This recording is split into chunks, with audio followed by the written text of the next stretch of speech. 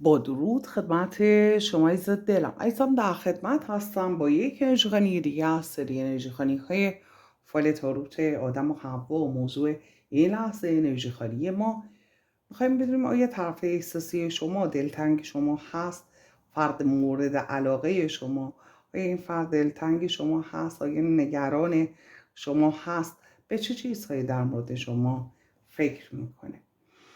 با نمایاد خداوند و یاری کائنات انرژی خالیمون رو آغاز میکنیم. ما که کائنات هر آنچه که پنهان هست بر شما عزیز دلم هم اکنون و در همین لحظه آشکار کنه. آمین. ببینیم که آیا این فرد دلتنگ شما هستش، دلش برای شما تنگ میشه، تنگ شده یا نه. با نمایاد خداوند و یاری کائنات انرژی خالیمون رو آغاز میکنیم. آمین که کائنات هر آنچه که پنهان هست بر شما عزیز دلم هم اکنون و در همین لحظه آشکار کنه.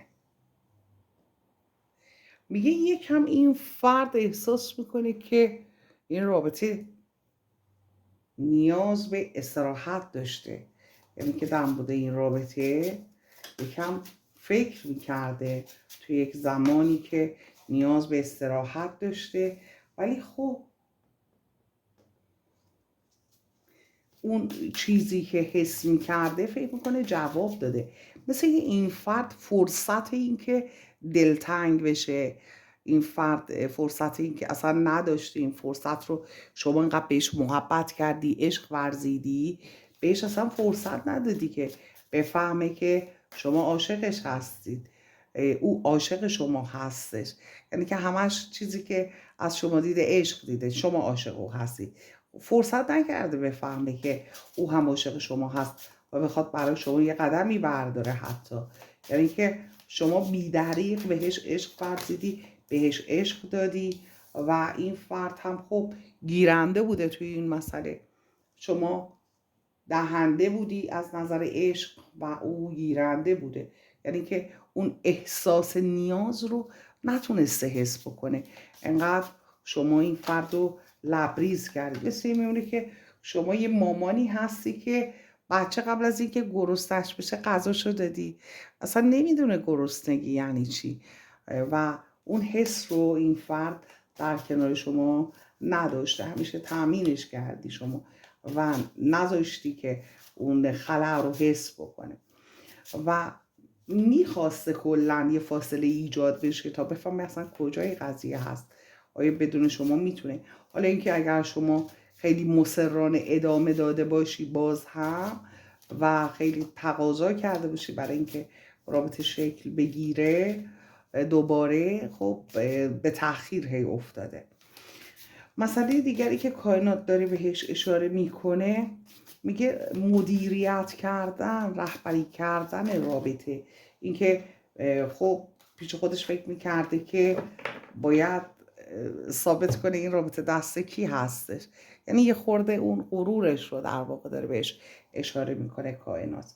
و اینکه خب اون آزادی هایی که این بین به وجود میاد، شما تو اون شرایط چه کار میکنی؟ اونو خیلی براش مهم بوده، چیزی که اینجا داره کائنات بهش اشاره میکنه.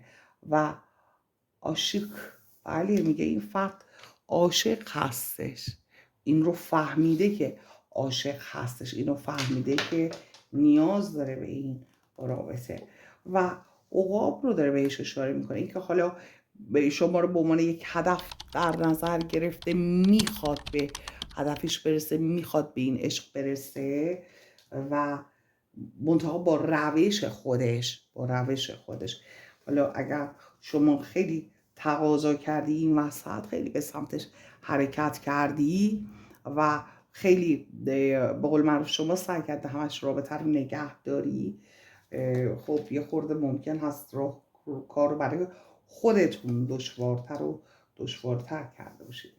با هم بودن رو داره بهش اشاره میکنه.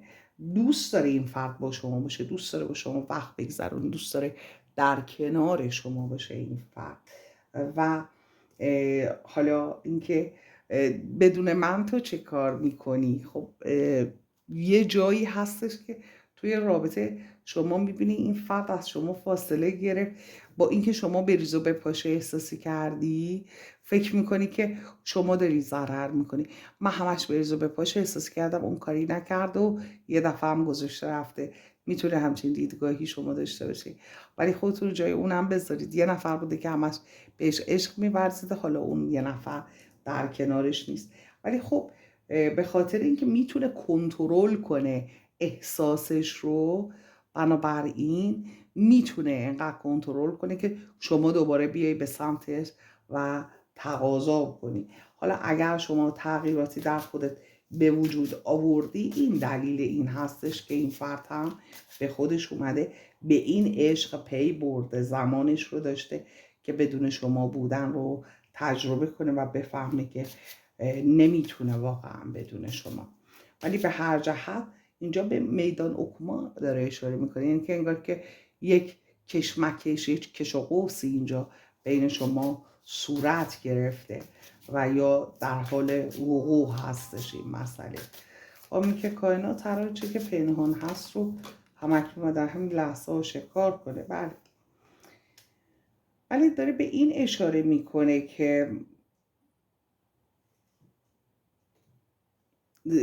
دریافت کردن، عادت کرده به این که از شما یک انرژی رو دریافت کنه و اینکه خب توی رفتارش طلبکار بودنش رو هم داره نشون میده و از طرف دیگه خشم شما رو فکر میکنه که شور قضیه رو در آورده، فکر میکنه که زیاده روی کرده یه جاهایی توی این مسئله، خودش به این مسئله داره فکر میکنه و یه چیزهایی رو کائنات میگه این فرد فهمیده.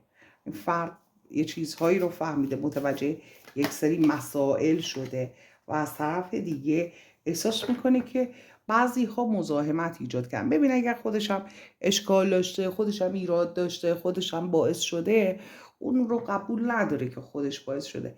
همش میگه یا به شما یاد دادن یا بعضی ها اومدن بینتون رو خراب کردن. یعنی که از این فرد توقع این که بیاد و عذرخواهی کنه بگه من به تو آسیب رسوندم، تو رو اذیت کردم و نباید داشته باشی. این فرد به این فکر میکنه که دیگران همه به جز خودش مقصر هستن. دیدگاه این فرد در واقع به این شکل هستش. اطلاعاتش انگار کامل شده، یه چیزایی در مورد شما فهمیده، حس کرده و احساس میکنه اطلاعاتش کامل شده در رابطه و در خصوص با شما، چیزی که اینجا کائنات داره بهش اشاره میکنه. و اینکه حالا شما پروانه وار به دورش گشتی، شما بهش خیلی محبت کردی، لطف کردی، دوستش داشتی، عشق ورزیدی، هیچ کم و کسری نذاشتی و عادت کرده به این شرایط. کائنات داره به این مسئله هم اشاره میکنه. بله، اینکه این فرد توی برنامهش هستش، توی ذهنش هستش که با شما یک دیداری داشته باشه، بله، با شما روبرو بشه، به این مسئله فکر میکنه و ریشه دار بودن این رابطه رو داره بهش اشاره میکنه. پیش خودش فکر میکنه یک رابطه ریشه دار هست، یک رابطه واقعی هست، ولی یه مسئله هست که خیلی ذهنش رو درگیر کرده، خیلی ناراحت شده به خاطر این مسئله و میگه که hayal kırıklığı، یعنی که امیدهاش ناامید شده. حالا اگر شما یه تغییرات و تحولاتی در خود به وجود آوردی، مثل سابق دنبالش نمیدویی، پیش خودش فکر میکنه نکنه که شما با فرد دیگری وارد رابطه شدی. این مسئله خیلی ناراحتش کرده، این مسئله خیلی روی روح و روانش تاثیر گذاشته، چیزی که اینجا کائنات داره بهش اشاره میکنه و احساس دلشکستگی در این فرد به وجود آورده، ترس از دست دادن. کد کیهانی 222 رو داریم در اینجا. بله، میگه از نظر احساسی نیاز دارم که احساساتم رو کنترل کنم، بیش از این کنترل کنم، چون احساس میکنه تو شرایط قرار گرفته که احساساتش رو مثل سابق نمیتونه کنترل کنه. حالا اگر شما تغییراتی در خود به وجود آوردی، اون تغییرات باعث این مسئله شده و این فرد چون با این سبک و روش شما آشنایی نداره دچار سردرگمی شده. اگر این کاری کردی لطفا کامنت کن عزیز دلم. مسئله دیگری که کائنات داره بهش اشاره میکنه این هستش که بله میگه از اون فاصله که ایجاد کردی شما، از اون فاصله نگران هستش و پیش خودش فکر میکنه دیگه واقعا همه چه از دست رفته. اگر شما توی رفتار تغییراتی به وجود آورده خیلی باعث نگرانی شده. خب اینو بدونی.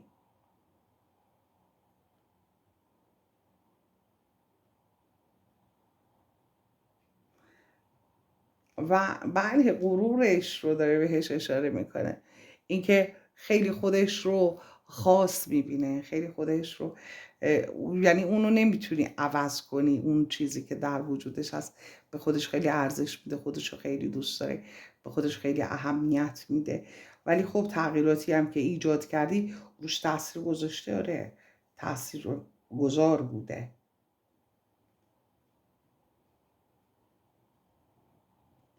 و تو فکر این هست به در آغوش کشیدن فکر میکنه، شما رو در درون خودش یه موقع حس میکنه این فرد چیزی که هستش. حالا یک دلتنگ برای در آغوش کشیدن رو بهش اشاره میکنه و کد کیهانی 999 رو که میگه که این مسئله احساسی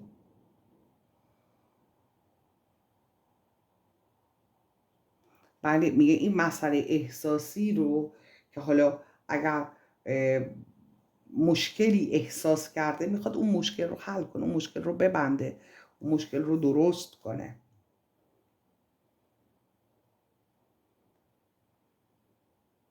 بله و میگه یه چیزی در خودم کشف کردم که از نظر احساسی و از نظر رابطه، حالا زیاد باز نکنم موضوع رو کائنات با کرده داره میگه، آره از اون لحاظا کشش احساس میکنه نسبت به شما، اون کمبودها رو حس میکنه.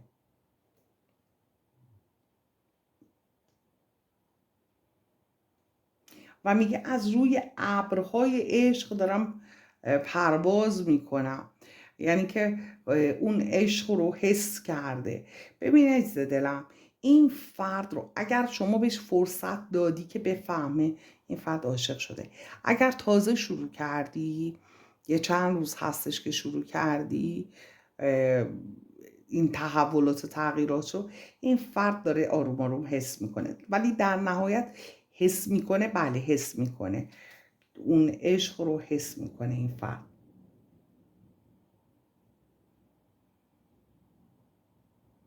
بله و میگه که من بالاخره به تو اون چیزهایی که در قلبم باقی مونده و نگفتم رو خواهم گفت. اعلان عشق کردن رو داره بهش اشاره میکنه. و اینکه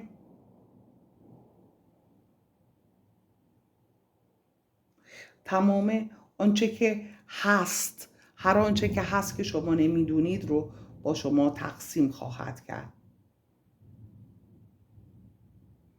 و در عشق رو به روی تو باز میکنم. میگه یعنی که حالا خساست به خرج داده، بی تفاوت رفتار کرده، مجبور هست، توی شرایطی مونده که مجبور هستش که عشقش رو به شما نشون بده. انگار شما تو شرایط این فرد رو گذاشتید که مجبور باشه عشقش رو ثابت کنه.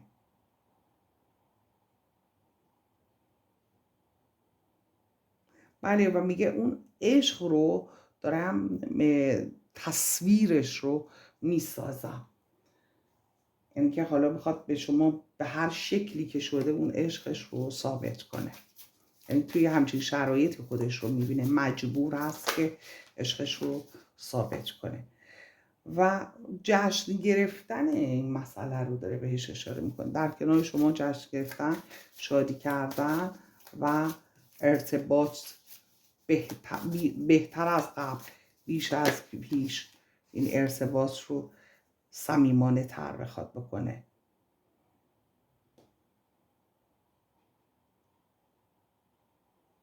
و بله خیلی هم دوست داره این مسئله دو طرفه باشه، یعنی حالا یه موقع احساس میکنه نکنه با فرد دیگری در ارتباط هستش، بالاخره چی میشه. بله، به اون مسئله فکر میکنه. شما بخوای نخواهی این فرد یه لحظه احساس کرده این آدم چرا اینقدر عوض شد، خیلی چی تغییر کرد، من همیشه بهش محل نمیدادم و همیشه دنبال من میدوید، حالا چی عوض شد، آخه چی تغییر کرد. پس یه اتفاقایی افتاده، اینطور فکر میکنه و احساس میکنه که از جایی شما هدایت میشی، یا یه یاد بده داری، یا واقعا یکی داره شما رو آموزش میده، یا که واقعا یکی دل شما رو دزدیده، بهتره بگم. به ریتم بله، رقصیدن، پایکوبی کردن، شادی کردن با شما فکر میکنه و به یه بازگشت. اگر این فرد شما رو ترک کرده، کارت بازگشت رو داد. بله، به بازگشت و این رابطه رو بخواد دوباره از سر بگیره. بله، و یه وابستگی هایی اگر داره، یه اخلاق هایی که شما دوست ندارید، اونا رو میخواد رها کنه. اون اخلاق ها یا اون آدم هایی که شما اگر دوست ندارید با بعضی رفت آمد کنه، یا یه اخلاق بدی داره، تو فکر این هست که اون اخلاقای بدش رو هم کنار بذاره. مسئله دیگری که کائنات داره بهش اشاره میکنه، بله، اعتقادات هستش، خواسته ها، اعتقادات، یه چیزایی که شخصی هستش و احساس میکنه که از اون نظرها، اگر با شما فاصله ای داشته، شما اون رو همینجوری که هستش قبولش کردید و ریشه دار شدن قضیه رو میخواد که این رابطه دوباره از سر گرفته بشه. معصومیت شما، پاکی و صداقت شما برای این فرد ثابت شده هست، چیزی که کائنات داره میگه. و اینکه بله، هماهنگ شدن، هماهنگ بودن، اینکه با شما خیلی راحت میتونه ارتباط بگیره و شما توانایی انجام هر کاری رو دارید، میتونید مدیریت کنید هر چیزی رو، میتونید ابتکار به خرج بدید، راهکارهای جدید و جالب شما و اون طرز تفکرتون، یه راهکارهایی که براش دارید خیلی براش جاذبه داره و خیلی براش جالب هستش. شما رو فرد توانایی میبینه و خیلی دوست داره با شما نزدیک بشه. حالا میگه یاکونلک به معنای خیلی خیلی نزدیک شدن. زیاد این میخواد خیلی نزدیک بشه. بله، و اینکه یک چیزایی رو به هم بریزه، یک چیزایی رو تغییر میخواد بده. میگه یعنی اگر که یک فردی وارد زندگی شما شده باشه، اون رو هم میخواد از زندگی شما بیرون کنه. یعنی خودش رو برای همه چیز داره آماده میکنه این فرد و این خیلی جالب هستش و فکر میکنه که شما فرد فداکاری هستید. نکنی اون فداکاری ها، اون مهربونی و محبت رو برای فرد دیگری انجام بدید، نمیتونه اون ببینه، تحمل کنه و یه چیزی دیده یا یه چیزی حس کرده پیش خودش و اون خیلی بزرگ کرده، خیلی پف داده اون مسئله رو و خودش رو ناراحت کرده، خودش توی اون توهم خودش، خیال پردازی های خودش رو خیلی داره عذاب میده. ولی و ارتباط گرفتن رو داره بهش اشاره میکنه. میتونه حالا این ارتباط تلفنی باشه، مثل سیم تلفن هست، تلفنی باشه، یا اینکه بیاد و سر راه شما سبز بشه. این روزهایی هستش که احساساتش به اوج رسیده. انتظارش رو داشته باشید که این فرد یه ارتباطی بگیره. اگر گرفته لطفاً کامنت کنید زدلم. و شما رو ثابت قدم میدونه در خصوص این مسئله احساسی. برای همین هست که میگه کائنات خیلی به هم ریخته، میگه چی شد آخه، چرا اینقدر عوض شده، یا چرا این کارو کرد، چرا این حرفو زد، چرا حالا یا پیگیر من نیست دیگه. و یک عشقی که به شدت زیاد هستش، یک عشق شدید رو، یک عشق خیلی زیاد رو در موردش صحبت میکنه و حسایی که داره این روزها. بنابراین اگر فرصت بهش دادی عزیز دلم که حس کنه اون عشق رو. این فرد حس کرده اون عشقش رو، اون عشق رو حس کرده، یعنی فرصت این که بخواد اون عشق رو حس کنه رو بهش اگر دادی شما، موفق شدی عزیز دلم، چون این فرد داره حس میکنه اون عشق رو.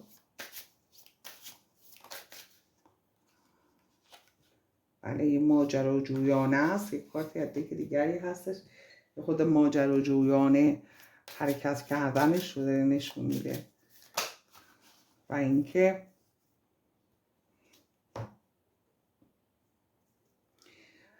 ولی اینکه افکار مختلفی رو در سر میپرورونه و یه سری آدمای مزاحم احساس میکنه وجود دارن، خیلی با اونها در جنگ هستش و هر جهت این فرد چیزی که داره نشون میده. و اینکه یک سری تغییرات میخواد انجام بده، انرژی های منفی زیادی رو حس میکنه و توی رفتار خودش همونطور که عرض کردم میخواد تغییراتی به وجود بیاره این فرد و یک سری تغییرات به وجود بیاد از نظر خانوادگی، از نظر رفتاری، به طور کلی میخواد که یک سری تغییرات صورت بگیره و شرایط از این چه که هست خارج بشه، قدرت رو در دست داشته باشه. این ریموت رو میخواد ایزا دارم. و در اینجا که عوض هم که میدونین دیگه شانس هستش، میخواد یک بار دیگه شانسش رو با شما امتحان کنه. بله و اینکه اون مزاحم ها رو کنار بزنه، اون موانع رو از سر راه برداره. و از طرف دیگه خب قارچ رو داره بهش اشاره میکنه، مزاحم ها آدم که همینطوری بی دلیل هستن رو کنار بزنه. ولی خب یه معنای دیگه هم داره، یک رزق و روزی یا یک شرایطی که شما رو خب خیلی راحت احساس میکنه میتونه داشته باشه، ولی خب میتونسته داشته باشه. الان خود اختلال به وجود اومده، ولی خب یه موقع ها با خودش فکر میکنه که اون عاشق منه، من بازم میتونم باهاش ارتباطم رو صمیمی کنم. بنابراین توی در خصوص اینکه دلتنگ شده نمیتونیم بگیم این فرد فقط دلتنگ شده، میتونیم بگیم این فرد اصلا همش در چالش هستش توی ذهنش نسبت به شما و احساس میکنه که با حماقت، با اشتباه یه فرصت هایی رو از دست داده، یه چیزی که مال خودش بوده حالا باید بیاد یه تاکتیک های استفاده کنه تا از آن خود بکنه. و خب میگه که دشمنی هایی شده، همش هم داره اشاره میکنه، ما رو داره نشون میده، میگه همش دشمنی کردن و کائنات، دنیا، میگه که اون سهم من هسته، شما رو به سهم خودش میدونه. میگه خواست خدا بود که من دیدمش، من توی یک دنیا مشکل بودم اون روزی که اون رو دیدم و خدا خواستش که به من یک لذتی بده، ولی خب من اشتباه کردم، زیاده روی کردم. به این مسائل داره فکر میکنه. بله و اینکه به یک حالا برابری که میخواد به وجود بیاره، یک تعادلی که به وجود بیاره، به عنوان یک راهکار شما رو میبینه، به عنوان یک راهکار برای تموم کردن مشکلاتش، چون از وقتی از شما فاصله گرفته مشکلاتش خیلی زیاد شده و احساس میکنه که در کنار شما راحت به خود درونش میتونه رجوع کنه. و حالا به خود درونش رجوع کنه یعنی چی؟